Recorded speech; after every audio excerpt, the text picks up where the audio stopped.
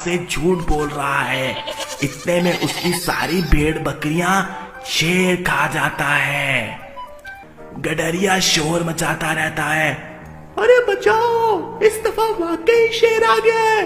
अरे बचाओ रे, सारी बकरियां खा गया शेर, जल्दी आओ।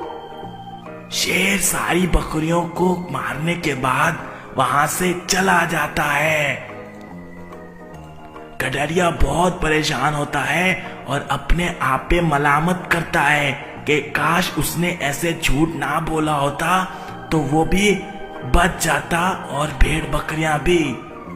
अब वहां पे बैठा वो सिर्फ उन मरी हुई भेड़ बकरियों के पास बैठ जाता है और उसको अपनी गलती का एहसास होता है कि झूठ बोलने से सब काम खराब हो जाते हैं और झूठ हराम है।